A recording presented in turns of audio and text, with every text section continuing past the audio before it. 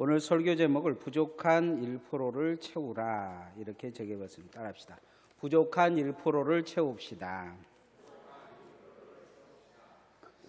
내기에 보면 먹어도 되는 음식들이 있습니다. 특별히 동물들은 소와 양과 염소와 사슴을 이야기를 하는데 이 공통점이 있어요. 초식식물인데 대세김을 하고 다리가 이렇게 갈라졌다는 거죠. 대세김하는 것을 아주 중요시 여기고 있는 것을 볼 수가 있습니다. 내기에서 대세김을 하는 것을 중요시 여기는 이유는 뭐냐면 대세김은 바로 우리가 하나님을 깊이 생각할 수 있는 과정을 이야기하고 있기 때문이에요. 오늘 성경에 엘리야와 엘리사에게 하나님이 이곳저곳을 다니게 하신 것을 볼 수가 있습니다. 길갈과 베델과 여리고와 요단을 건너게 하는 것을 볼 수가 있어요. 하나님께서 불경거를 태워서 엘리야를 이제 하늘나라로 데려가려고 하시는데 뭔가 바로 데려가시기 전에 이곳저곳을 다니게 하셔요. 뭔가 부족한 1%가 있다는 거죠. 그가 길갈이라는 곳에 먼저 도착한 것은 아마 이곳이면 될 것이라고 엘리야는 생각했던 것 같아요. 이스라엘 백성들이 이 출애굽하고 요단강을 건너서 처음에 도착한 곳이 길갈이라는 곳이에요. 하나님의 역사가 시작된 곳이죠. 그래서 이 길갈이면 될 거라 생각하는데 하나님은 이 엘리야를 베델로 여리고로 그렇게 보내셔요. 이 베델과 여리고는 어떤 지역이냐면 엘리야가 특별하게 자신의 제자들을 길렀던 선지 동산이 있는 거예요. 엘리야는 자신이 하나님의 이 나라에 올라갈 줄 알고 그곳을 거치 가지 않고 다 그거 이제 됐다 생각하고 길갈로 갔는데 하나님은 그를 베델로 보내시는 것을 볼 수가 있습니다. 왜 베델로 보냈을까요? 이 엘리야에게 있어서 가장 중요한 게 한 가지 있어요. 그건 뭐냐면 땅의 것을 지금 내려놔야 올라갈 수 있는 거예요. 내려놓으라는 거죠. 내려놓으라. 신앙은 어느 정점에 올라가면 내려놓을 줄 알아야 돼요. 잘 내려놓는 것이 성공한 거예요.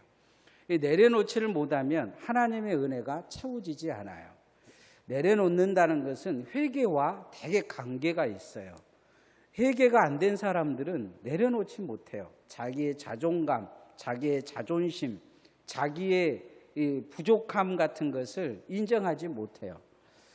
계속 오르려고 하는 거죠. 오르려고 하다 보니까 교만이 그를 늘 힘싸고 휘어싸고 있어요.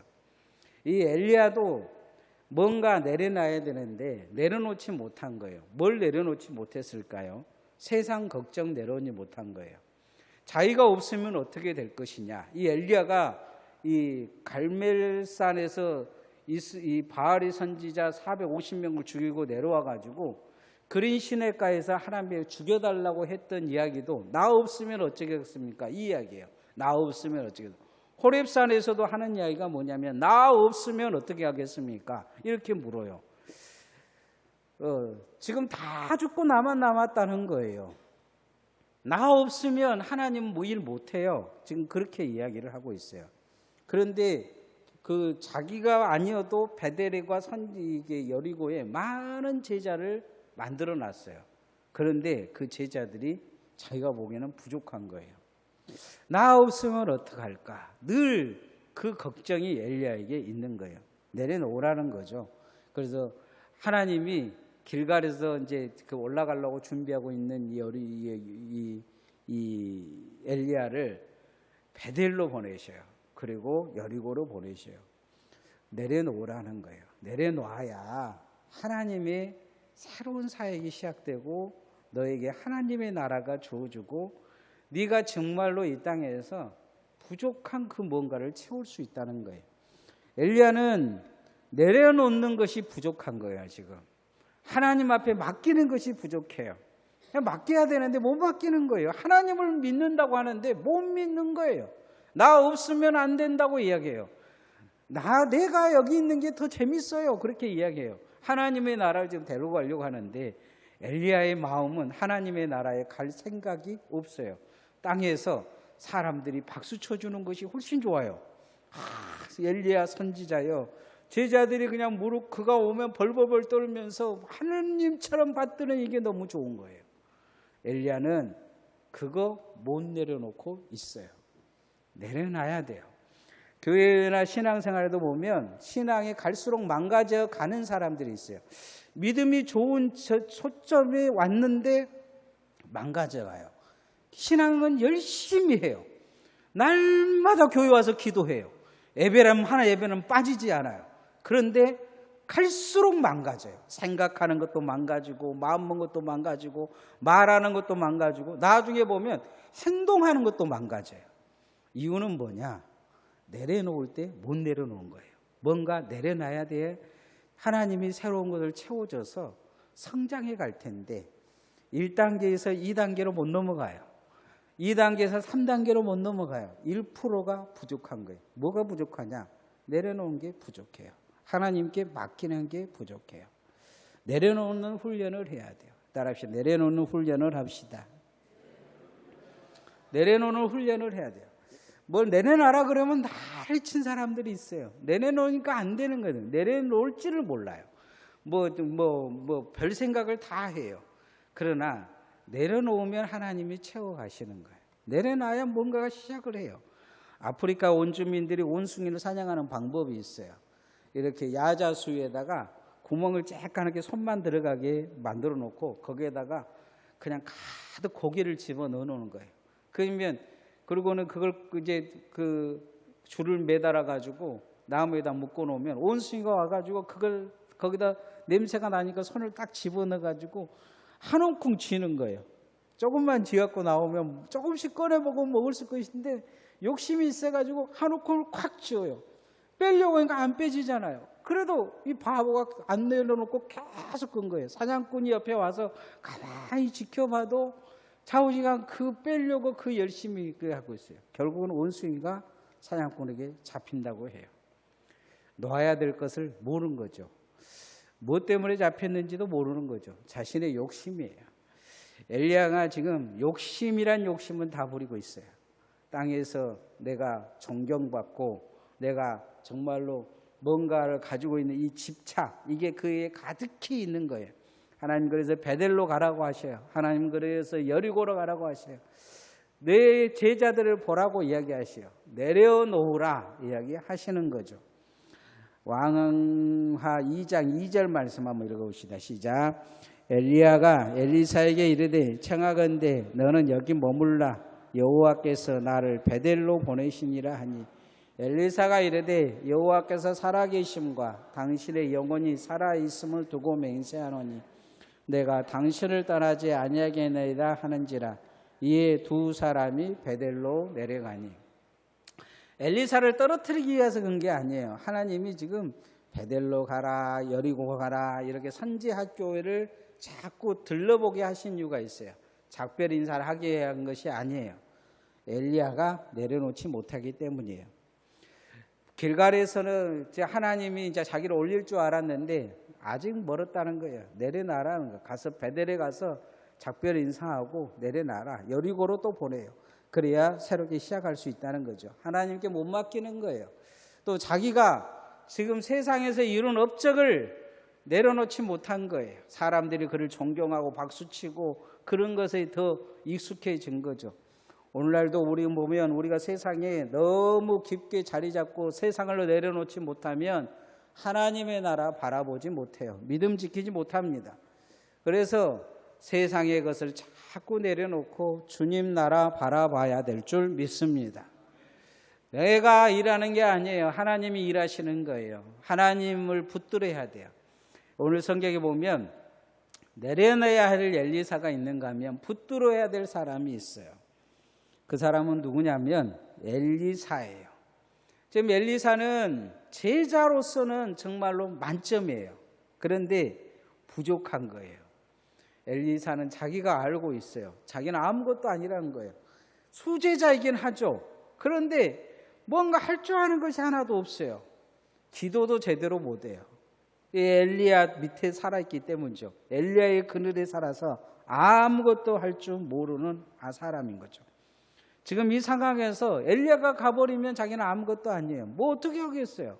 그러니까 지금 엘리야를 붙들어야 될 상황이에요.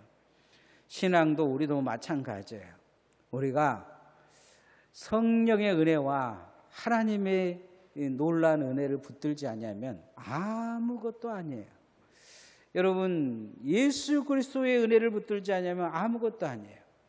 그래서 바울 사도는 고린도서 15장에 그렇게 이야기하고 있어요. 예수 그리스도의 부활을 믿지 않는 사람은 세상에서 제일 불쌍한 사람이다. 교회 다닌다 그럴지라도 그 사람들이 세상 사람보다 불쌍하다는 거예요. 주의 은혜를 모르니까. 우리가 늘 주의 은혜를 붙들지 않으면 아무것도 아니에요. 믿음이 있다고 해도 그게 믿음이 아니에요. 주의 은혜를 붙들어야 믿음이에요. 엘리사는 지금 붙들어야 될 상황이에요. 따라합시다. 붙들어야 삽니다. 날마다 주의 은혜를 붙드시기를 소원합니다.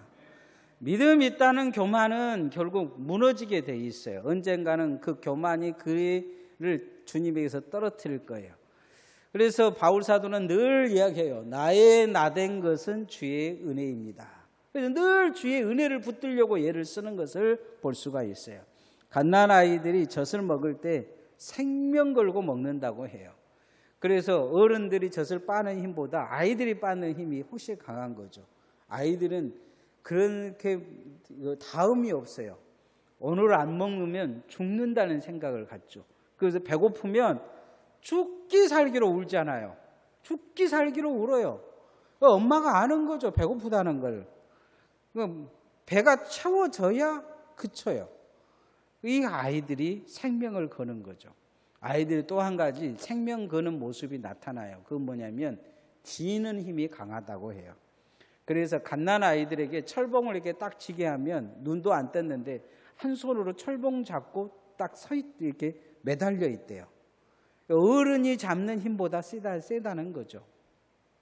어른들이 돌아가실 때 되면 제일 약해진 게 있다고 해요. 그건 뭐냐면 악력이라 그래요. 이 지는 힘. 이 지는 힘이 약해진다고 해요. 이 지는 힘이 약해지면 죽을 날이 가까워진 거죠. 그러니까 여러분 늘 지는 힘을 열심히 하셔야 돼요. 그래서 오늘 성경도 보면 좌우지간 이 태어나서 본능적으로 지어야 이 산다는 느낌을 가진 것처럼 아이들 입장에서는 어디서 떨어질지 모르잖아요. 그러니까 손에 잡히면 무조건 잡는 거예요. 잡고 늘어지는 거예요. 떨어지면 죽는다는 생각을 갖기에. 오늘 아이처럼 엘리야를 붙드는 엘리사의 모습이 나와요. 왕하 2장 6절 말씀 읽어봅시다. 시작. 엘리야가 또 엘리사에게 이르되 청하건대 너는 여기 머물라. 여호와께서 나를 요단으로 보내시니라 하니 그가 이르되 여호와께서 살아계심과 당신의 영혼이 살아있음을 두고 맹세하노니 내가 당신을 떠나지 아니하겠나이다 하는지라. 이에 두 사람이 가니라. 내용은 쭉 그런 이야기예요. 하나님이 살아계심을 두고 맹세하노니 뭐 그러지만 난 지금 목숨 걸고 따라다닙니다. 지금 그러고 난 생명 걸었습니다. 이야기합니다. 우리가 예수님을 믿으려면 생명 걸고 믿어야 될 줄 믿습니다. 지금이야 뭐 생명 걸 일이 없죠. 누가 뭐 여러분 예수 믿는다고 죽일 일은 없을 것입니다. 그러나 우리가 믿음을 지키기 위한 그런 자세는 반드시 가져야 됩니다. 어떤 환란이 오더라도 이 생명 걸고 예수를 붙드는 힘이 있어야 돼요. 이 붙듦이 나중에 엘리사를 바꾸는 것을 볼 수가 있어요. 엘리야가 승천 전과 엘리야가 승천 후의 엘리사의 모습은 다릅니다. 엘리사는 이 붙듦을 통해서 한 가지 은혜를 구합니다. 은혜를 구한 거죠. 하나님 은혜 달라고 지금 엘리야를 붙들고 하나님 붙든 것이죠. 당신의 능력이 2배나 더 해달라고 지금 붙들고 늘어지고 있는 걸 볼 수가 있어요. 그러자 나중에 이제 엘리사가 혼자서 엘리야처럼 요단강을 가릅니다. 그리고 그가 기름을 부으면 기름이 막 그릇에 채워져요. 죽었던 아이들 살려냅니다. 솥에 들어간 이 독들을 죽음의 독을 그냥 이 독을 치료합니다. 나병이 치유되어지고 이 그를 잡아 죽이려고 도단성에 잡혀있던 많은 사람들 소경을 내서 포로로 끌고 가는 상황이 됩니다. 엘리야를 나중에 이스라엘 백성들이 하나님 하는 이야기가 아버지여 그럽니다. 아버지여. 영적 아버지가 됩니다. 이 모든 것은 엘리야를 끝까지 붙들었기 때문입니다. 우리도 붙드는 힘에 따라서 하나님의 역사가 달라지게 될 것입니다. 기도는 붙드는 힘입니다. 그래서 기도하시기를 소원합니다. 생명 걸고 기도하면 하나님이 여러분에게 엘리야에게 붙든 엘리사처럼 만나주신 것처럼 역사하시고 함께 하실 줄 믿습니다. 붙드는 힘이 강해져야 돼요. 붙드는 힘이. 교회를 붙드는 힘도 강해져야 되고 말씀을 붙드는 힘도 강해져야 됩니다. 마지막 정말 중요한 게 있어요. 엘리야에게는 이제 채워졌지만 엘리사에게 부족한 게 있어요. 엘리사는 제자로서는 만점이었던 것 같아요. 이런 제자가 없죠. 막 떨어뜨리면 막 오지 마라 그러고 막 면박 주고 그런데 끝까지 쫓아다니면서 능력 달라고 그런 사람이 없는 거죠. 여러분 저는 목회하면서 그런 교회는 한 번도 본 적이 없어요. 우리 집에까지 와가지고 막 쫓아와서 기도해달라고 막 성가시고 그런 사람이 본 적이 없어요. 제가 한 번만 딱 째려보면 그 다음에 다 집에로 돌아가지 다시 돌아와서 나한테 이야기한 사람이 없어요. 내가 큰 소리 치면 두 번 다시 나한테 뭔 이야기한 사람이 없어요. 사람들이 다 그래요. 속으로 그러죠. 내가 뭐 아쉽다고. 그런데 엘리야는 지금 엘리사는 너무너무 아쉬운 거예요. 왜냐하면 지금까지 사역을 하면서 엘리야를 쭉 쫓아다녔는데 엘리야가 없어져 보면 자기는 아무것도 아니에요. 할 줄 안다는 것이 고작이야 그 엘리야의 제자의 무리의 수장 정도밖에는 못 되는 거예요. 그에게는 하나님의 능력이 없어요. 하나님이 함께 하셔야 돼요. 따라합시다. 하나님이 함께 하셔야 합니다. 하나님이 함께 하시는 거예요. 하나님이 함께 하시면 어찌할 수가 없어요. 하나님이 함께 하시면. 솔로몬도 보면 솔로몬이 왕이 되고 나서 싹 죽여버리잖아요. 싹 죽여버리니까 사람들이 다 등을 돌려요. 그냥 그 백성들은 그 다른 아들 아도니아를 왕으로 싣고 있는데 아도니아 죽여버렸어요. 군사들은 요압을 따르는데 요압도 죽여버렸어요. 그리고 10개의 지파는 시므이를 따르고 있는데 시므이도 죽여버렸어요. 그냥 고작이야 지금 자기를 따를 사람이 몇 사람 안 된 거예요. 멍청하게 죽인 거예요. 죽이면 다 될 것 줄 알았는데 다 뒤돌아섰어요. 그러니까 솔로몬이 이 기브온 산당에 가서 하나님의 성막에 들어가서 엎드려요. 그리고 일천번제를 드려요. 하나님께 인정받으면 된다는 걸 알고 있는 거예요. 다윗 아버지가 하나님께 인정받으니까 이스라엘 꼼짝 못한 것처럼 하나님께 인정받으면 일천번제로 올인해버려요. 하나님 앞에 목숨 걸고 드려요. 3년을 드렸는지 자원이가 1000만을 드렸는지는 뭐 어떻게 드렸는지는 날짜 계산하니까 모르겠어요. 그러나 1000마리를 직접 잡아서 드렸다는 것은 못해도 6개월에서 7개월은 드려요. 왕이 8km 떨어진 기브온 산당에 가서 그렇게 하나님 앞에 올인한 이유가 있어요. 그건 뭐냐면 하나님이 인정해 달라는 거예요. 그러니까 하나님이 그 모습을 보고 무엇을 바라느냐. 그러니까 이 솔로몬이 그래요. 내가 어린아이같이 멍청한 짓을 해서 지금 이 상황이 됐습니다.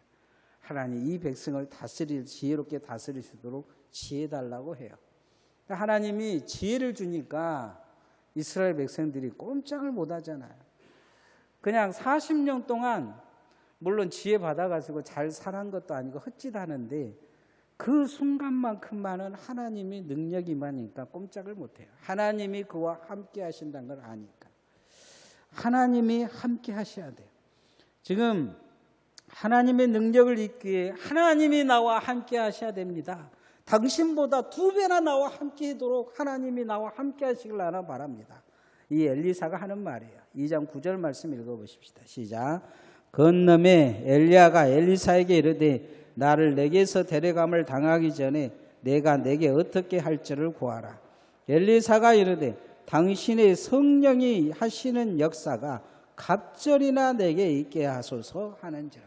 당신에게서 나타나는 하나님, 당신의 그 역사가 내게 갑절이나 있기를 원합니다. 이야기합니다. 이 엘리야가 올라가 버리자 엘리사가 그 겉옷을 잡고 요단강에서 치면서 하는 말이 있어요. 엘리야의 하나님은 어디 계십니까? 이렇게 물어요. 나에게는 왜 하나님의 능력이 임하지 않습니까? 하나님은 왜 나를 없이 여기십니까? 하나님은 왜 내 기도를 안 들어주십니까? 하고 요단강을 치니까 요단강이 갈라져 버려요. 엘리야의 능력이 갑절로 그에게 임한 거죠.